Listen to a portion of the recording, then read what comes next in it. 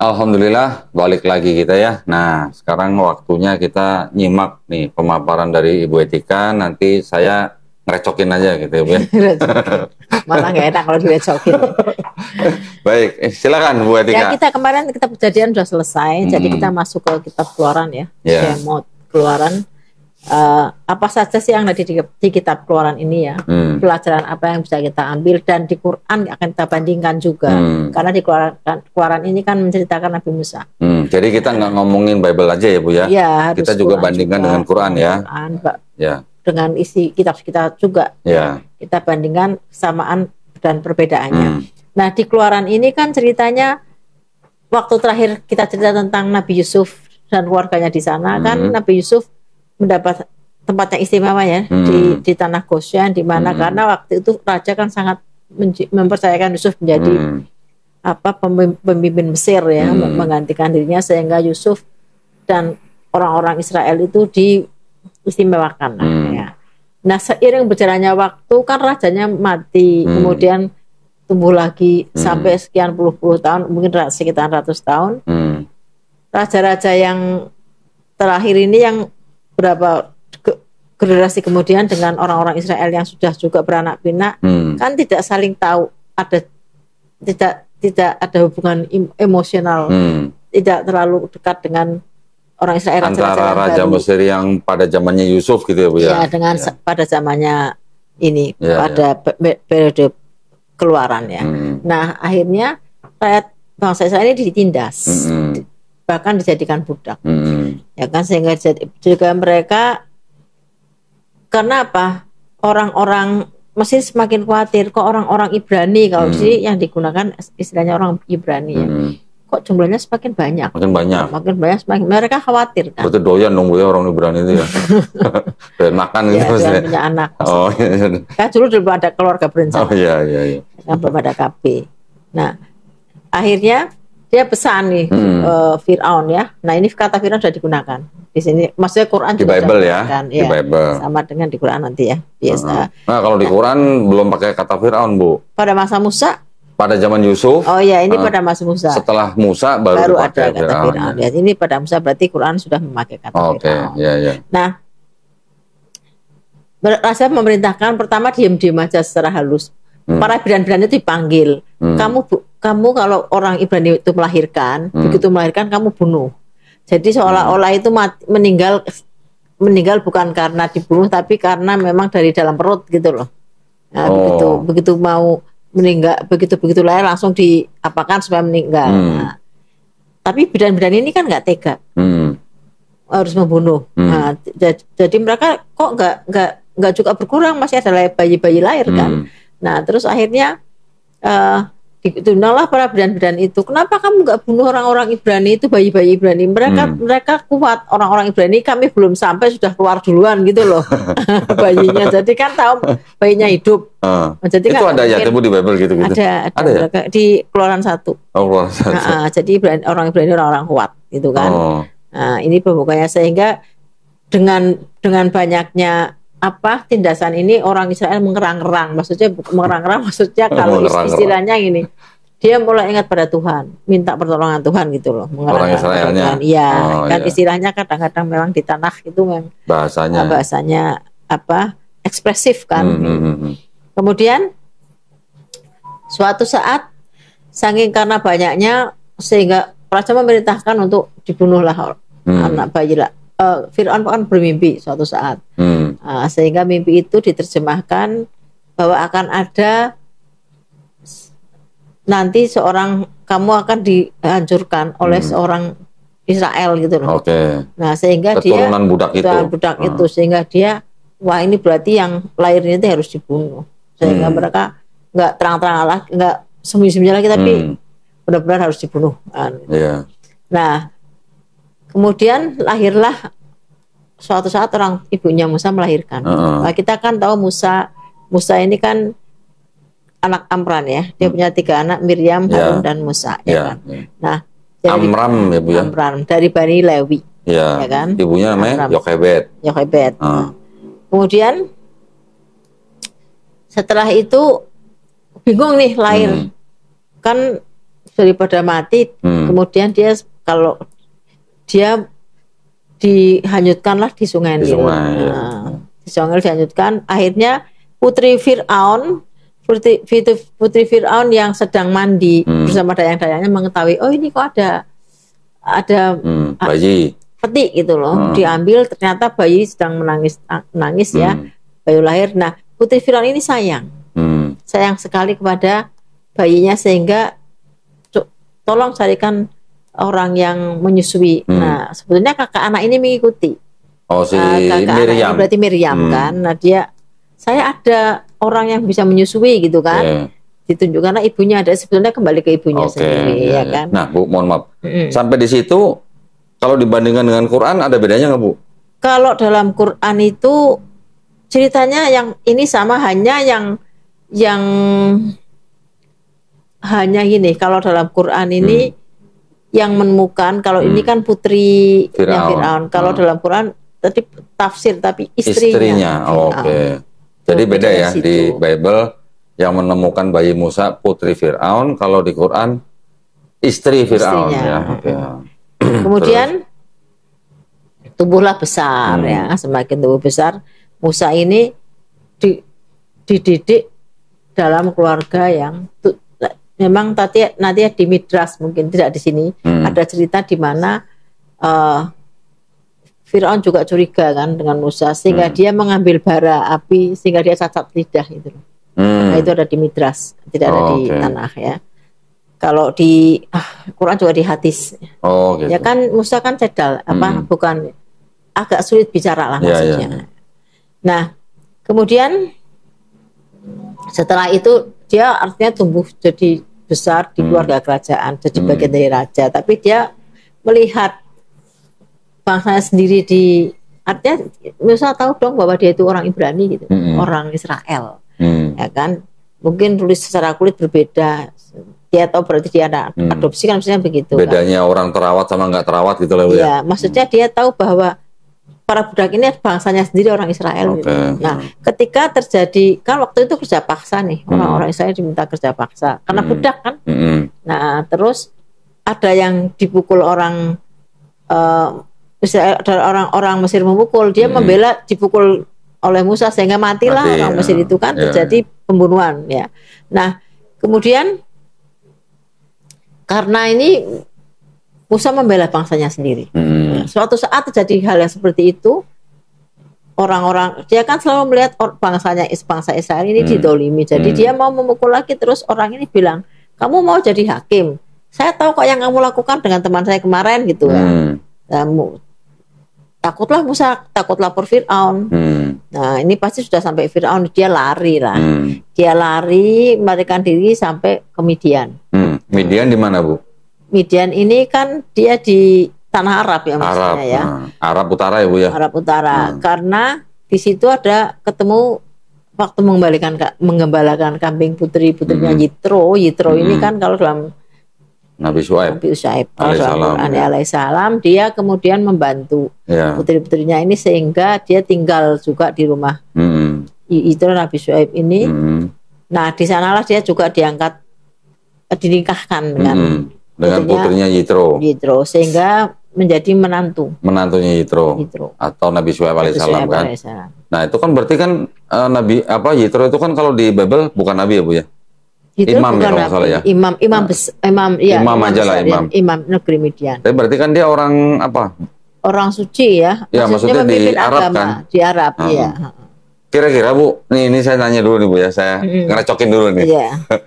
Kira-kira nih, kalau orang Arab atau tinggal di daerah Arab, kira-kira naik haji nggak, Bu? Kalau ya mereka memang sudah ada tradisi kan, tradisi ke Mekah. Untuk ziarah kan? Untuk ziarah. Berarti Yitro atau Nabi Syuaib alaihissalam ini yang menjadi mertuanya Nabi Musa alaihissalam, kira-kira naik haji nggak, Bu? Mestinya kalau mengikuti pendahulu-pendahulunya dia mesti harusnya ya. Logisnya dia harusnya naik haji kan? Karena dia tinggal di Arab, walaupun di bagian utara, tetapi orang Arab di sekitar situ memang sudah tahu bahwa di Mekah itu sudah ada Ka'bah kan? Nah, kan pertanyaannya gini jadi. Sejak zaman Nabi Ismail, Ibrahim Nabi Ismail. Nah, pertanyaannya kan gini. Nah kalau Nabi Syuaib alaihissalam atau Yitro naik haji, Musa ikut nggak Bu kira-kira Bu? Musa ikutlah. Menantunya. Menantunya Kira-kira kan dia juga gitu dididik mestinya walaupun dia tertulis di sini ya. Iya. Kan di sini kalau nggak salah dia juga Musa itu kan diminta untuk menunggu sekian tahun ya, kalau nggak salah 8 tahun ya Bu ya. 8 ya kan? tahun ya. Kalau di Quran kalau nggak salah itu ayatnya dikatakan selama 8 musim. Kira-kira kalau Yitro naik haji, Nabi Musa alaihissalam kira-kira ngikut naik haji nggak Bu? Berarti selama 8 musim naik haji dong? Naik haji, karena dia lama juga tinggal di Midian sampai sebelum dia balik ke Mesir kan? Mesir sampai rajanya berganti. Ya, oke lanjut Bu, itu aja sih Bu. Saya ngerecokin ya. Nah, kemudian lanjut, berarti lanjut ya. Kemudian kita lanjut ke next ya. Akhirnya kemudian setelah itu kan saya mengembalakan kambing juga ya. Ke di mana di situ juga menuju ke dekat Gunung Sinai itu kan yang sudah kita kenal. Nah, pada saat itu Tuhan memerintahkan Musa untuk kembali ke Mesir menyelamatkan bangsanya. Karena Tuhan sudah berganti, toh rajanya sudah berganti, bukan yang dulu yang mengancam kamu karena membunuh orang Mesir kan gitu kan. Nah, jadi ini sudah berganti nih rajanya kan gitu ya. Musa ke sana ya kan. Dia berangkat ke Mesir, kemudian dia bergabung lagi di sana. Dia kemudian menghadap Fir'aun. Di sana bangsa Israel makin ditindas. Ya, dia menghadap Fir'aun untuk minta lepaskanlah bangsa Israel itu dari penindasan. Biarkanlah kami pergi gitu kan. Dia meminta pada ini untuk pergi ya. Ini urut-urutannya biar nggak keliru. Aku sudah buat ini loh. Apa? Mana itu? Dia minta untuk pergi. Nah, karena bangsa Israel semakin ditekan, jadi semakin kerja kerasnya semakin berat. Semakin lama semakin berat. Kemudian semakin Musa meminta untuk pergi dari situ, semakin ditindas. Nah, karena Musa pernah minta juga, bangsa Israel ini kan percaya kepada Tuhan, ya tauhid, percaya kepada Allah. Dia pernah minta, tolonglah beri kami izin untuk bisa berkorban gitu kan. Berkorban itu maksudnya mereka kan ada korban ya, korban domba, sapi ya. Kemudian setelah mereka berkorban, mereka tidak diizinkan oleh Fir'aun. Ini korban aja di sini kan tidak mungkin kami berkorban di sini, karena bisa dilihat Keluaran 8:27 ya Pak. Dibacain dulu. Dibaca ya, karena ini berkaitan.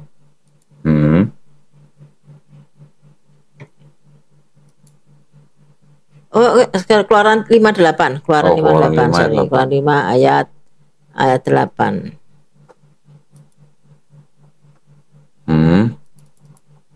5 ayat 8. Ya. Tetapi jumlah batu bata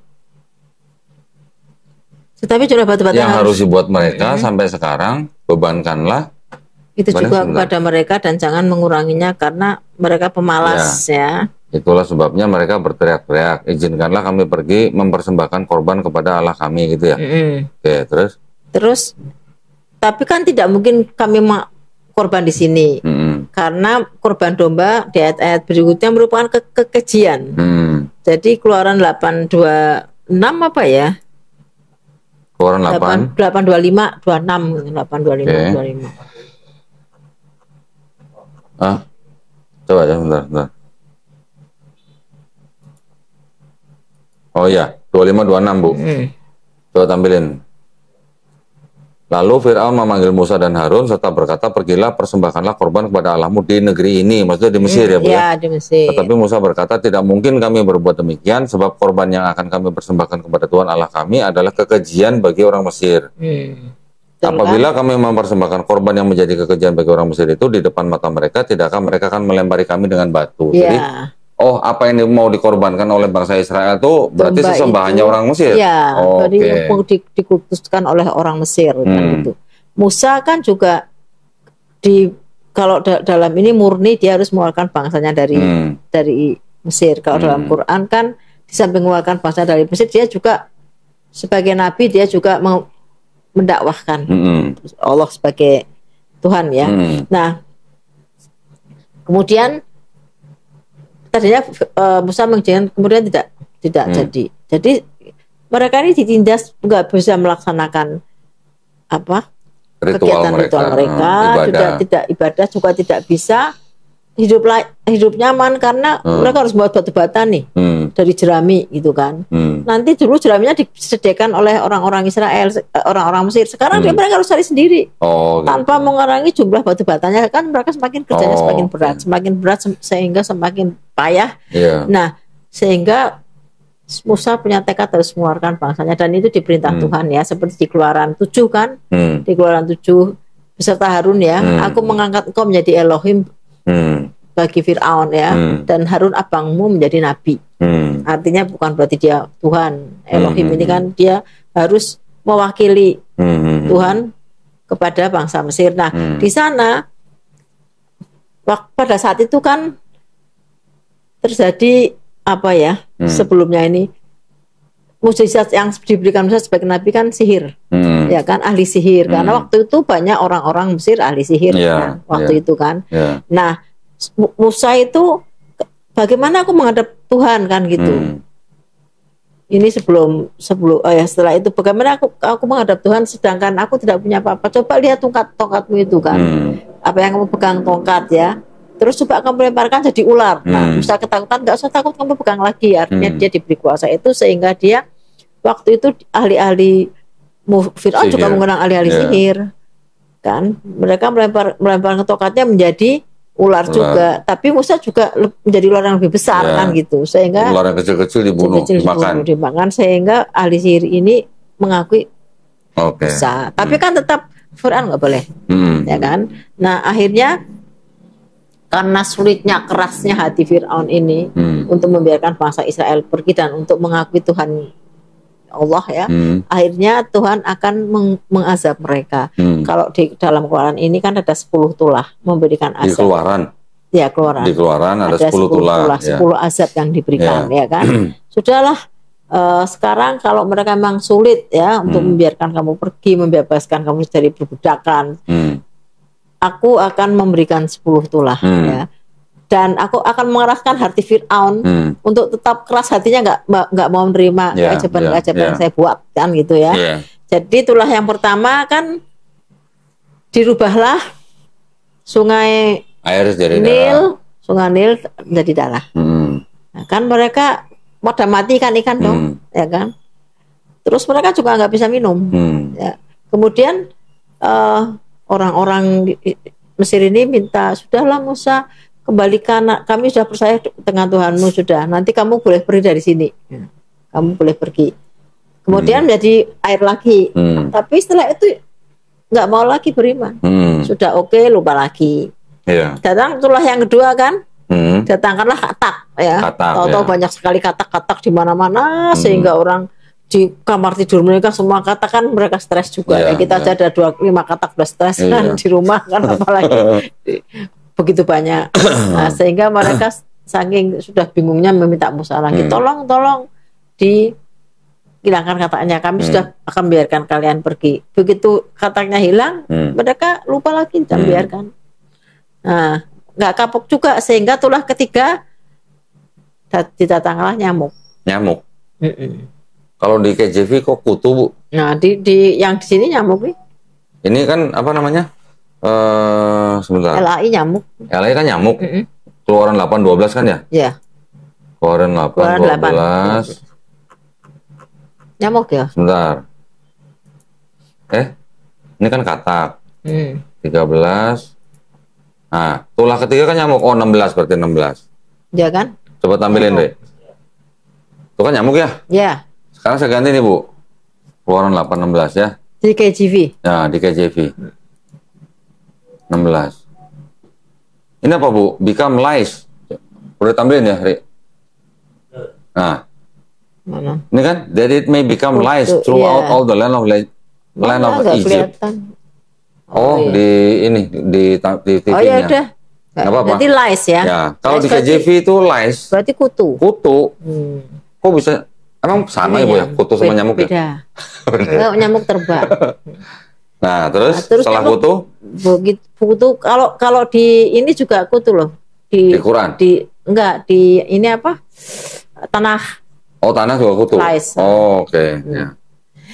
Terus? Kemudian di tanah ini berarti itulah yang keberapa? Yang itu ketiga. Iya. Ya.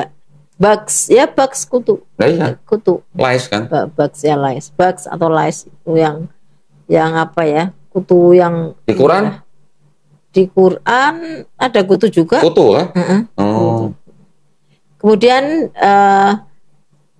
tulah yang keempat ya, setelah nyamuknya pergi, ini nyamuk atau diganti nyamuk.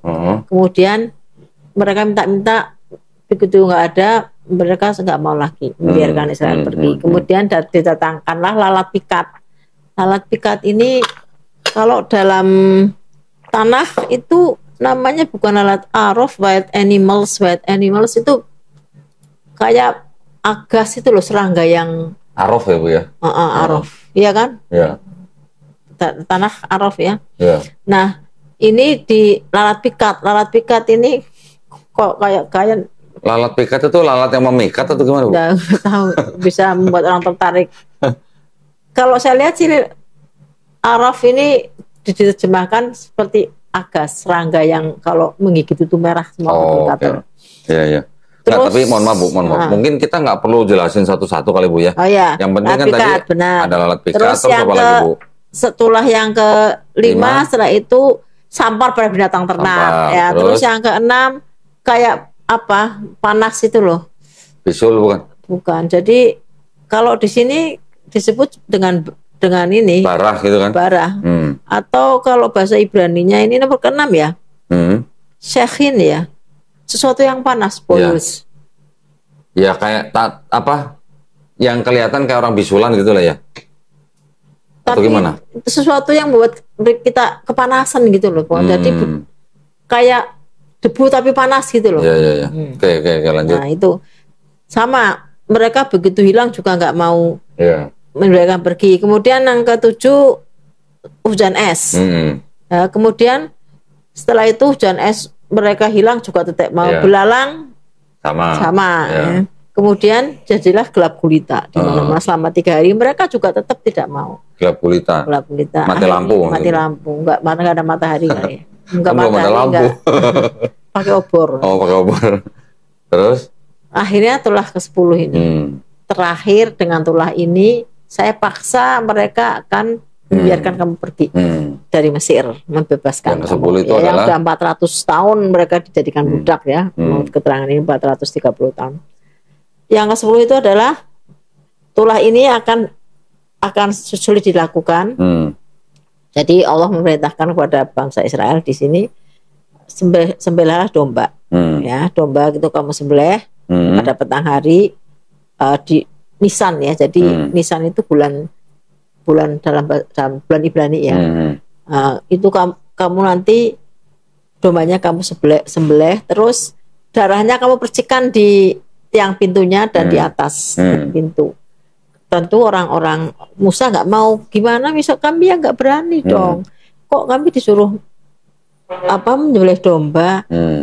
Nanti gimana orang Mesir akan marah, karena kan mereka sangat mengkultuskan ya. Kalau kayak Pak Doni ke India menyembelih sapi udah dipukuli orang India kan. Kan sapi sangat dikultuskan. Anak saya ke India nggak lupa bawa daging sapi minta dipanaskan di hotel. Mbak Krowi langsung gini-gini. Maksudnya itu nggak mungkin mereka lakukan itu, daging sapi ya kan. Kok dipanasin kan ya. Kalau kita kan daging sapi kita makan. Nah akhirnya Elohim gini, saya akan membunuh anak sulung orang Mesir.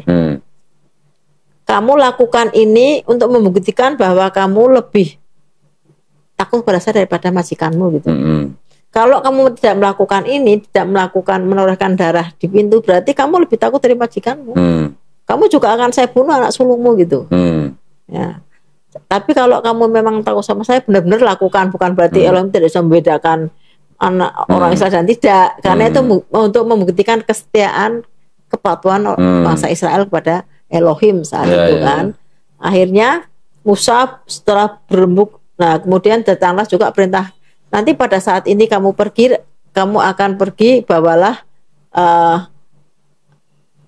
nanti akan aku buat orang Israel, orang-orang Mesir itu akan dermawan ngasih barang-barangnya. Nanti kamu mintalah orang-orang Mesir emasnya, peraknya nanti akan dikasihkan ke kamu gitu loh. Sebelum, jadi dia akan kamu sembelih pada petang hari, siangnya mereka minta majikannya ini emas dikasihkan semua perak-perak. Jadi mereka pada punya itu dari majikannya tanpa sadar orang-orang Mesir dibuat generous ya, dermawan kepada mereka kan. Akhirnya setelah petang itu mereka menyembelih domba mereka, kemudian diciprat percikan darahnya. Nah, tengah malam persis orang-orang Israel mulai gempar, anak-anak mereka yang sulung meninggal. Orang Mesir? Orang Mesir, sorry. Yang sulung meninggal. Orang-orang Mesir yang sulung meninggal, kemudian ternak-ternak mereka yang sulung juga meninggal. Ya, mereka ini pasti, karena waktu itu Musa sudah bicara kepada Fir'aun, ini yang terakhir. Tuhan kami akan memberikan tulah kepadamu, semua anak sulung Mesir akan mati. Kalau kamu tidak ikuti, kami pergi akan terjadi. Tapi kan Firaun tetap tidak mau, nggak percaya. Mana mungkin bisa terjadi kan? Akhirnya begitu tahu, semua gempar kan, semua berkabung. Tidak ada orang Mesir yang tidak berkabung. Kan semua punya anak sulung ya. Semua punya ternak juga, ternak yang pertama lahir juga pada mati. Akhirnya dibiarkanlah orang Israel itu pergi. Udahlah daripada nanti kami semua mati gitu kan. Mereka mulailah lari. Karena mereka waktu itu membuat roti belum dikasih ragi, jadi bawa adonan roti itu mereka bawa. Dengan emas dan perak juga mereka bawa semua. Nah, mereka lari, makanya kalau di sini ada 600.000 orang kalau nggak salah ya, belum termasuk anak-anak dan perempuan ya. Mereka terus lari keluar dari Israel ya. Keluar dari Mesir, maaf. Iya, keluar dari Mesir. Keluar dari Mesir ya. Itulah pas saat mereka keluar dari Mesir, Passover, Pesach nanti melewati. Artinya Elohim itu melewati yang ada bersihkan darahnya. Nah, akhirnya mereka keluar dari sana. Nah, pada saat itu mereka pada saat istirahat mereka makan roti tidak beragi dong, karena belum sempat dikasih ragi. Nah, sejak itulah orang-orang Yahudi diminta untuk merayakan Pesach Paskah. Juga tidak ritualnya kan berarti kan mereka kemenangan nih. Artinya Paskah bagi orang Yahudi itu murni kemenangan mereka dari budak menjadi budak. Kalau di sini tertulis 430 tahun. Jadi orang Israel merayakan Pesach atau Paskah itu untuk memperingati keluarnya mereka dari Mesir. Kebebasan dari perbudakan, terutama keluar dari Mesir, dari perbudakan. Yang dilakukan oleh bangsa Israel Mesir selama 430 tahun. Bayangkan orang merdeka kayak apa sih? Kalau di penjara masih mending, masih ada istirahatnya kan. Kalau itu jadi budak kan berat. Akhirnya mereka bisa keluar. Nah, mereka merayakan momen-momen itu supaya ke anak turun mereka dengan merayakan makan roti tidak beragi. Juga mereka diminta menyembelih domba, tapi bukan untuk korbanot, untuk dimakan. Ya, domba itu untuk dimakan dan tidak boleh ada lagi di rumah mereka. Jadi domba itu harus dimakan sampai habis ya. Tulang-tulangnya belum makan, Bu? Ya, kalau sisa harus mereka bakar di pagi harinya. Nah, tulangnya juga dimakan? Ya enggak lah, kalau tulang enggak. Maksudnya sisa tulang kali masih ada dibakar. Nanti sampai semuanya musnah. Mereka menikmati makan dengan roti tidak beragi, ya kan? Nah, saya juga pernah diundang Rabi nih pas Pesach itu, tapi sebelum Paskah itu 2 minggu sebelumnya sudah ada pengumuman tidak boleh membawa makanan apapun dari luar, karena takut ada raginya. Tidak ada boleh ada ragi di rumahmu. Ya, kalau sampai ada ragi harus dilenyapkan. Di muka bumi orang itu nggak boleh. Jadi mereka sangat strict sampai sekarang ya. Nah, Pesach ini berarti kan bagi bangsa Israel benar-benar merayakan kemenangan. Mereka enjoy kayak kita Idul Fitri lah merayakan kemenangan. Nah, tetapi di mata saudara-saudara kita yang Kristen, gini, saya pernah ketemu teman saya yang ini kan, yang Kristen, bahwa kenapa ada perayaan Paskah juga bagi Kristen? Karena dulu Tuhan meminta korban anak sulung, sehingga Yesus menjadi mengorbankan dirinya supaya menggantikan semua perintah korban itu. Jadi kan disebut Paschal Lamb kalau bahasa Inggrisnya ya, Paschal Lamb, domba Paskah, betul kan? Nah, karena Yesus mengganti pengorbanan bagi orang Yahudi tidak gitu loh. Kenapa dia tidak percaya? Lo nggak ada kaitannya dengan penebusan dosa gitu loh. Ya padahal Yesus kan di situ untuk menebus dosa. Ya kan, karena dianggap dulu anak sulung itu dibunuh oleh orang-orang Mesir kan. Padahal di situ tidak begitu. Maksudnya Paskah bagi orang Yahudi tidak ada kaitannya dengan pengorbanan. It has nothing to do with atonement. Tidak ada kaitannya dengan korban dengan korban darah gitu loh. Jadi tidak bisa bahwa itu merupakan klaim yang dikatakan orang Kristen itu adalah Paskah Lamb, Yesus domba Paskah, karena kebetulan memang Yesus dikorbankan kan tanggal 15 Nisan. Sehari ya, pas hari setelah Paskah ya. Jadi 14 Nisan kan Passover-nya pagi harinya. Paskah itu kan dia dikorbankan tanggal 15 Nisan maksudnya. Kalau Yohanes tanggal 14, yang lain Matius, Markus, Lukas kan tanggal 15 ya. Nah, saat itu dia dikorbankan, kalau dalam Kristen kan dia disalib. Nah, untuk mengorbankan darahnya, tapi tidak ada kaitannya sebetulnya gitu loh antara Paskah yang diklaim dalam perjanjian Keluaran ini dengan Paskahnya Kristen. Tidak ada kaitannya. Walaupun orang Kristen mengatakan ada kaitan, bagi orang Yahudi tidak ada kaitan. Tunggu Bu, saya potong Bu.